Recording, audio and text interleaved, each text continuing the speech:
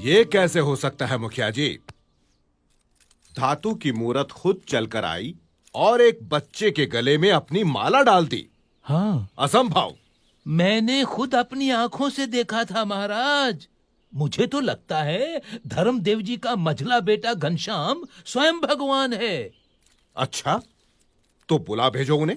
जी। अगर वो बच्चा सच में भगवान है तो शास्त्रों के अनुसार उसके चरणों में 16 चिन्ह होंगे।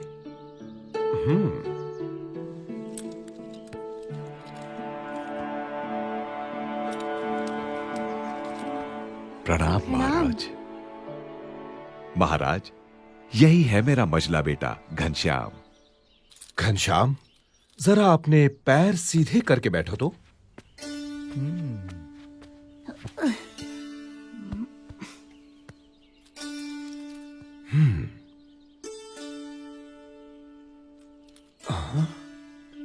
दाहिने पैर में अष्टकोण, ऊर्ध्व रेखा, स्वस्तिक, जामुन, जव, अंकुश, केतु और पद्म।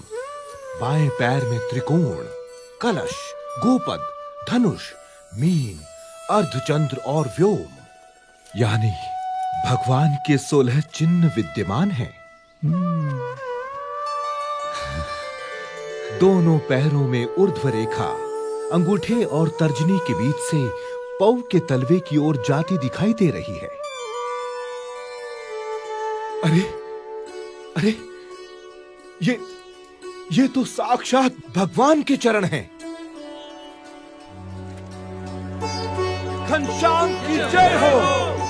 जय हो घनश्याम की।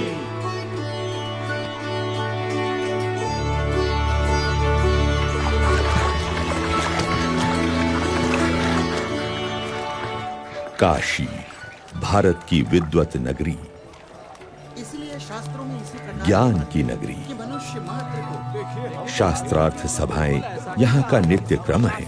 कोई समझ नहीं है। भाई तुम क्या जानते हो? परंतु आज की शास्त्रार्थ सभा कुछ विशेष थी। आजकल के नौसिखिए हमें सिखाने चाहिए। चाहे कुछ भी कहते रहे, भगवान तो निराकार अरे लेकिन इन शास्त्रों शास्त्रों के के अनुसार आपके मानने या न मानने से क्या होता है? नहीं हो जाता। सत्य और असत्य के बारे में ये क्या जानते हैं? शास्त्रों के अनुसार शांतम शांतम विद्वानों, शांत हो जाइए।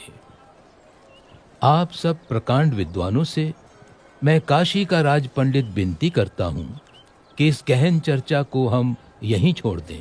ऐसे कैसे हो सकता? लेकिन क्यों? क्योंकि आज इस गौमठ में महान विद्वान धर्मदेव अयोध्या से पधारे हुए हैं और साथ में विराजमान हैं उनके सुपुत्र श्री घनश्याम। श्री घनश्याम की विशेषता यह है कि मात्र 10 साल की उम्र में वेद, उपनिषद आदि सभी शास्त्रों का अध्ययन उन्होंने पूर्ण कर लिया है। अरे अद्भुतम, अद्भुतम। इतना ही नहीं, अपनी तीक्ष्ण बुद्धि से घनश्याम ने सभी शास्त्रों का सार तत्व भी निकाल लिया है। अरे इतनी छोटी सी उम्र में इतनी विद्वता, ये तो कोई असाधारण बालक है। ये तो बिल्कुल असंभव है। हमारे धर्म में इतने शास्त्र हैं कि उन्हें पढ़ते पढ़ते न जाने कितनी जिंदगियां बीत जाएं। ऐसे में इतनी छोटी सी उम्र में ये कोई कर ही कैसे सकता है? ये तो बहुत बड़ा आश्चर्य है।